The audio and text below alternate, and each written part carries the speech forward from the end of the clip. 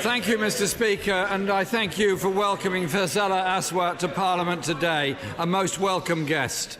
Mr. Speaker, on the 100th anniversary of the Qualification of Women's Act, I joined the Prime Minister in welcoming all women to Parliament today as part of the Ask Her to Stand campaign. We need a Parliament that truly does represent the diversity of the whole of this country.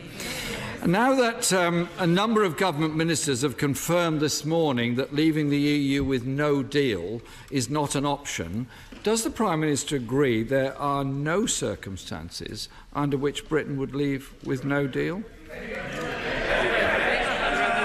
No, I have to say to the right honourable gentleman, I have consistently made clear on this point, but the point that has been made by a number of my colleagues in relation to the vote that will come before this House on a meaningful vote on a deal from the European Union is very simple. If you look at the alternative to having that deal with the European Union, it will either be more uncertainty, more division, or it could risk no Brexit at all. Jeremy Corbyn.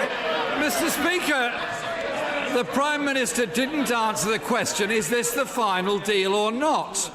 The Work and Pensions Secretary says this is the deal, it's been baked. Well, it's half-baked. But other members of the Cabinet want amendments to the withdrawal agreement. The Leader of the House said last week, there is, and I quote, still the potential to improve on some of the measures. That's what I'm hoping to help with. Can the Prime Minister clarify whether last week's withdrawal agreement is the final text, or is there another text that's on its way to us? I have to say to the right honourable gentleman that he won't get any different answers from this than he's had from me previously. The package of a deal that we are negotiating with the European Union has two parts to it. There's the leaving part, which is the withdrawal agreement, and there's the future relationship, which is what is currently continuing to be negotiated with the European Union. They go together as a package. Yes, the withdrawal agreement has been agreed in principle. The whole package will be what is brought before this House, will be what is considered at the European Union Council on Sunday, and we continue to negotiate on that future relationship to get the good deal that we believe is right for the United Kingdom, a good deal that protects jobs, protects our union and protects our security. Jeremy Corbyn. The Prime Minister is apparently heading off to Brussels today, but the new Brexit Secretary is another non-travelling Brexit Secretary who's apparently not going with her. I wonder if the post is now an entirely ceremonial one.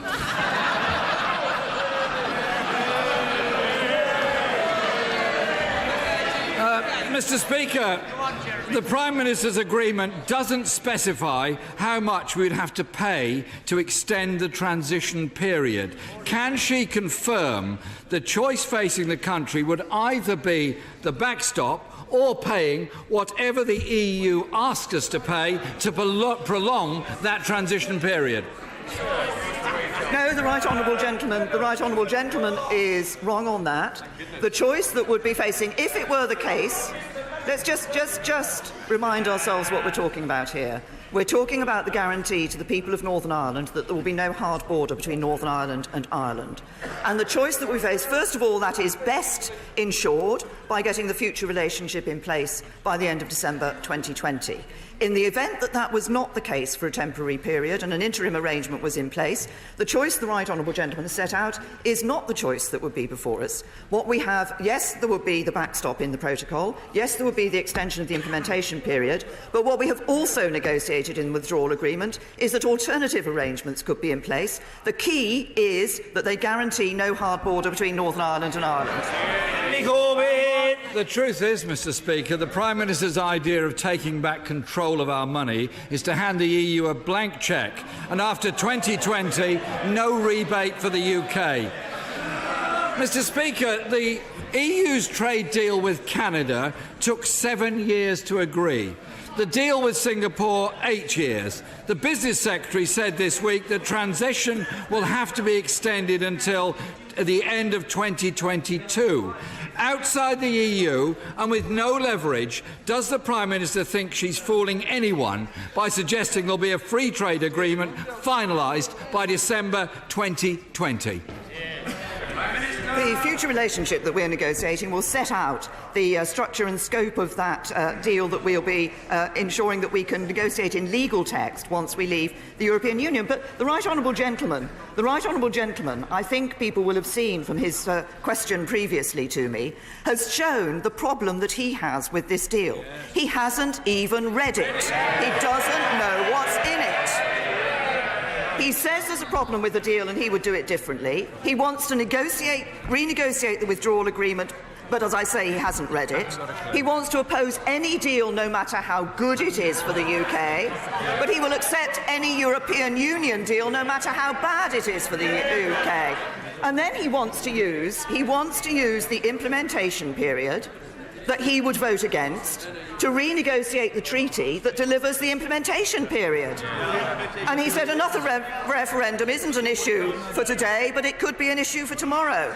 He doesn't know how he'd vote, he doesn't know when it would be, he doesn't even know what the question would be. That's not leadership, that's playing party politics. I'm working in the national interest.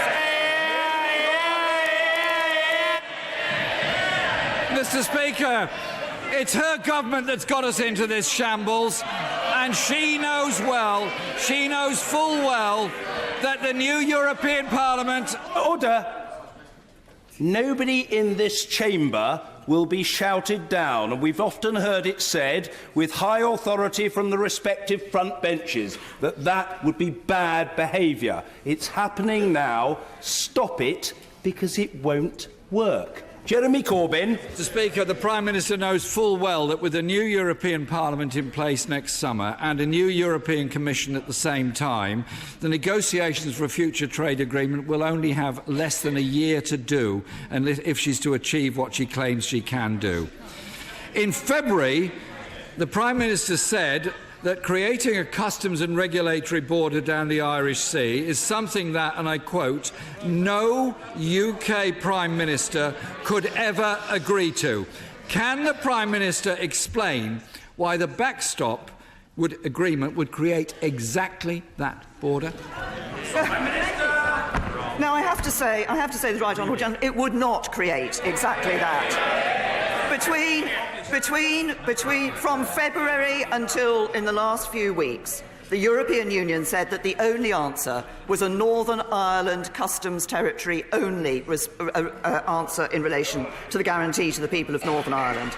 We argued and we resisted and we made clear that we would not accept the position of the European Union, and a few weeks ago they agreed with our position. They conceded to the United Kingdom so that there will not be a customs border down the Irish Sea. I think this becomes even clearer that the Right Honourable Gentleman doesn't actually know what is in the withdrawal agreement, what is in the protocol and what is in the outline political declaration. We talk about a second referendum. Never mind a second referendum. He hasn't got a first clue. Well, with the shambles this government's got into, it's a good idea if other people are not ruling out all options.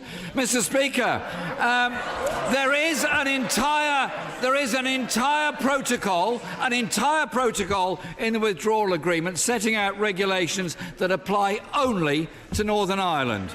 She clearly didn't discuss this draft agreement with the DUP because their Brexit spokesperson said, and I quote, "We are clear, we will not be voting for this humiliation." Mr. Speaker, this deal is a failure. It fails the Prime Minister's red lines, fails Labour's 6 tests, and failed to impress the new Northern Ireland Minister, who just hours before he was appointed said the deal is dead. Instead of giving confidence to the millions of people who voted both Leave and Remain, this half-baked deal fails to give any hope that can bring the country together again. Isn't it the case that Parliament will rightly reject this deal, this bad deal? And if the government can't negotiate an alternative, then they should make way for those who can and will.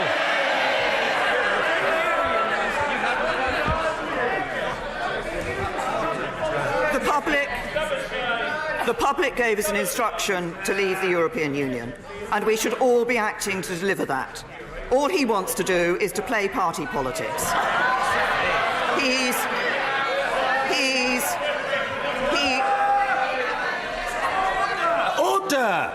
Order! Mr. Kinnock, you are a cerebral denizen of the House. Gesticulation and shouting are way beneath your pay grade, man. Calm yourself and develop some sense of repose. I said the Leader of the Opposition shouldn't be shouted at. The Prime Minister should not be shouted at. Let's hear the reply. The Prime Minister. The right honourable gentleman is playing party politics. He's opposing a deal he hasn't read. He's promising a deal he can't negotiate. He's telling Leave voters one thing and Remain voters another. Whatever the right honourable gentleman might do, I will act in the national interest.